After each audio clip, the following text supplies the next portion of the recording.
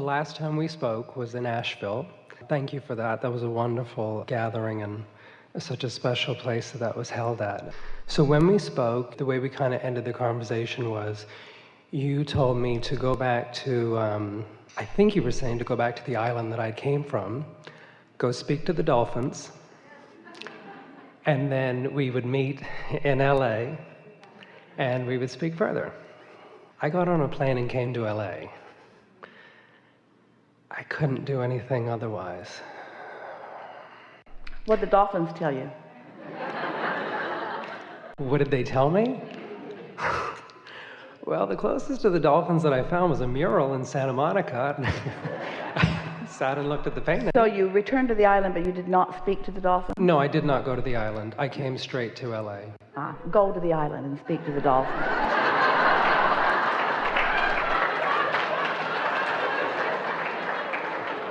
We're just messing with you. So what do you want to talk about? Because there's a lot going on here. Focus, and let's talk for 8 minutes. 8 minutes. You have 8 minutes. See, that's what's amazing. When I was sitting back there, something said to me, don't put your hand up now because you're not going to have much time. And I put my hand up anyway. It hasn't got anything to do with the timing. It has to do with your readiness to hear. And so there's so much dynamic that's going on here. We want to focus and everyone to benefit from that, you see. So we're ready to jump in with anything that you are ready to focus upon. But you got to focus upon what matters. So if you were in a position where you, brilliant you, perfectly timed you, inspired you, had an opportunity to speak with infinite intelligence about something, about one thing, what would you choose? What is it that you want to know above all other things? We'll have to talk about a few things, but okay. It just feels like such incredible disconnection or gap from me now and... So what you're saying is, Abraham, I'm not in the receptive mode, but I want you to tell me things that I can hear anyway. And what we want to say to you is, we could talk all day. We could discount everybody else in the room, and we could give our undivided attention to you, and we could give you the answers to everything that matters to you, and you would not be able to hear it unless you were in the receptive mode. So let's get in the receptive mode. What do you say about that? Or do you think you're ready? Do you think it's possible to do very quickly? Not in 8 minutes. Not in 8 hours, not in 8 days. Do you think that you understand that there is a receptive mode? There has to be, yeah. So it's logical.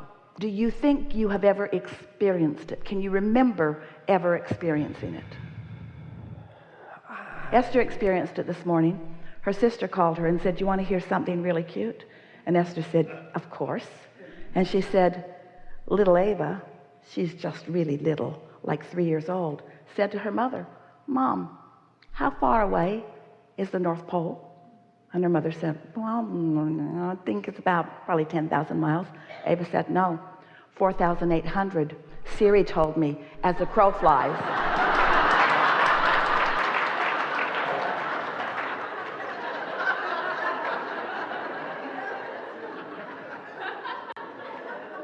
Well, there was no way that Esther could not be in the receptive mode.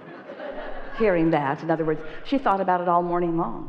She just played it over and over in her mind, thought about how incredibly wonderful that is, how these little ones are tuning right in. They know where to go get answers. And the funniest part of it was how she played her mother.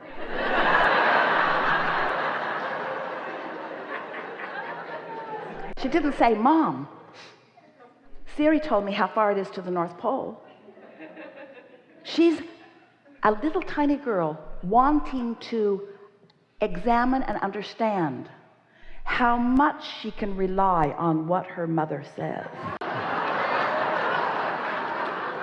Because she innately knows that she's born with her own guidance, you see. Her own guidance that will lead her on her path of least resistance. Her mother was going to take her well over 5,000 miles out of the way. And so we just want you to try to relax and lighten up a little bit and to trust. But we can't zap you with trust. You got to find it. And we can't encourage you to complain to us about what you don't know, because that's the opposite of what you've got to do to get to where we know you want to be, you see. Okay. So we can't engage in an 8-minute or an hour discussion while you explain to us how confused you are and how hard it is. That's not going to get you where you want to go. And the reason that we called you up here is because we can feel the power of your desire. We did not recall who you were when we picked you from this. The reason that Esther saw the energy around you is because you have a desire that is outstripping, outdoing your belief that is hindering. So that's why you're here. You've got enough desire to carry you, but you've got to stop keeping your doubts and those hindering beliefs active, which means you've got to stop talking about them. You've got to find a way to stop keeping them active, because that's what's holding you out of the receptive mode. We made an end run. In other words, we picked you from the crowd because we could feel the power of your desire. And law of attraction is doing that all of the time. But if you're not in the receptive mode, then you're missing all the time, all the avenues, all the opportunities, you see. I want to be in that receptive mode. It's gotten to the point where Don't say it. Well, It's gotten to the point, oh, that's not the end. It'll get to another point and another point and another point and another point and another point. There is no ending to the train of resistance, and you can get going, you see. And it's all just because of one very early learned, slight misunderstanding. Somehow you got convinced that you have to work your way to your success or struggle your way there. If we could zap you with something, it would be you understanding what we understand about your value and your worthiness. If we could just infuse you with that and then just say, now just go to sleep for a little while, and when you wake up, all that self-doubt will be gone, and all that self-recrimination will be gone, and all that measuring yourself against others will be gone. But it's something we can project, but it's something that you have to match. So that's what we thought this might be about. We thought that we could love you enough and know who you really are enough and recognize your value and your talent and what's coming next, and shine a spotlight on what we know as you, and revel with you in the desire that keeps being born within you, to sort of convince you just for a little while to just try not to beat the drum of what's going wrong, and just for a little while count your blessings, even if they don't look like they're very many, and even if it doesn't seem like they're showing up very often. That's what you got to do. You got to look for the good stuff, and it will become more. Because if you look for the bad stuff, it becomes more. And what's so interesting about it, there's so much good stuff coming to you. Look at you. Look at you. Do you know how many people would like to sit there and look like you look?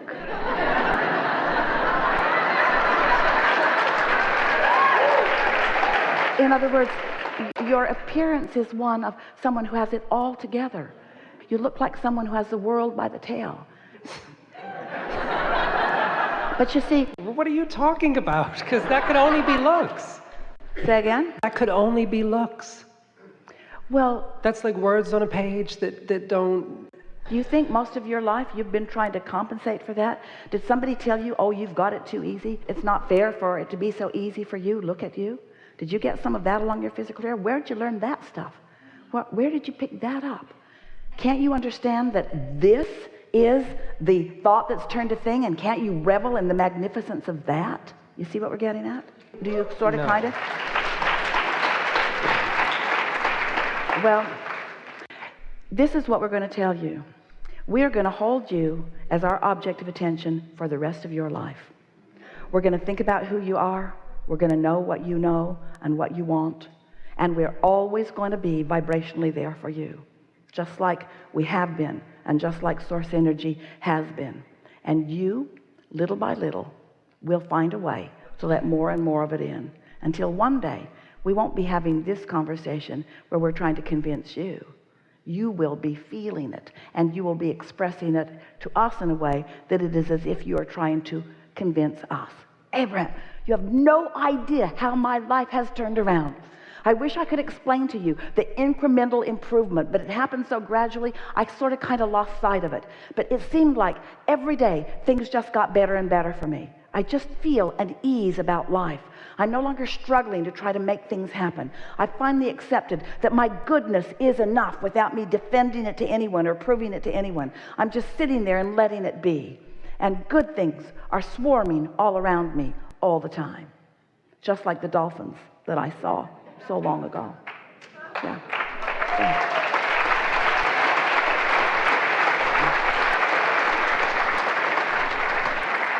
Try to feel understanding when we say to you, it's going to be okay. And now we're not going to talk anymore. All right? Just take what we gave you and try to find something in it that was meaningful for you. And then see if things don't get just a little bit better right away. Yes? Say yes. Say yes. You know, so much to ask. Say yes. Yes. Yes, yes, yes, yes, yes.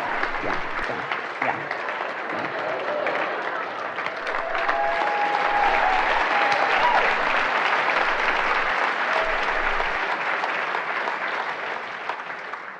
They're clapping for you. They could feel your receiving mode. They can sense what's coming for you. They could feel the futility of pushing forward because they've all lived it, haven't you? Any one of you could imagine yourself sitting there having that conversation with us about something, couldn't you? No exceptions. Yes. So, now we've had a really good conversation. You've come to another place. Is there some more clarification, or is this subject at peace for you? This subject at peace, but I have a very important question. I've listened to everything you've got, but it's a playful question.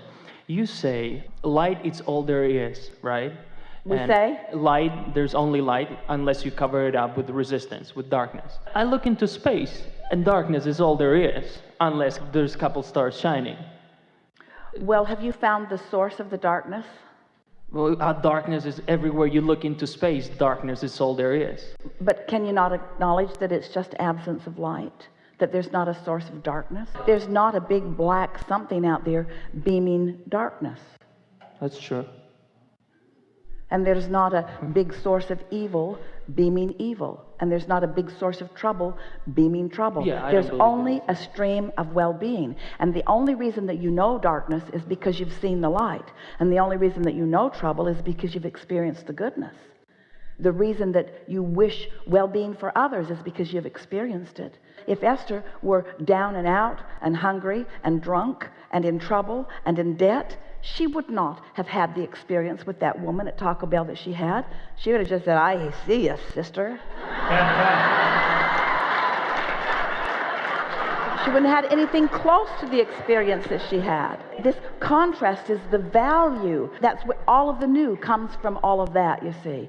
So without the light and without the absence of the light, you couldn't focus at all. Get a camera and try it. Mm-hmm. Yeah. Mm-hmm. More. Very good. All is well. Yeah, it is. Very good year.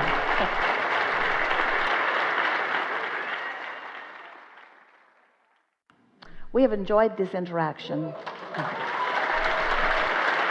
This has been a leading edge conversation among leading edge creators. And the vibration of your being is different than it was when you came into this room. What's coming next will be better for you, and your receptive mode is much more accessible to you as a result of the conversations that we've had. There is no homework, and there's no way of getting this done, and there's no way of getting anything wrong.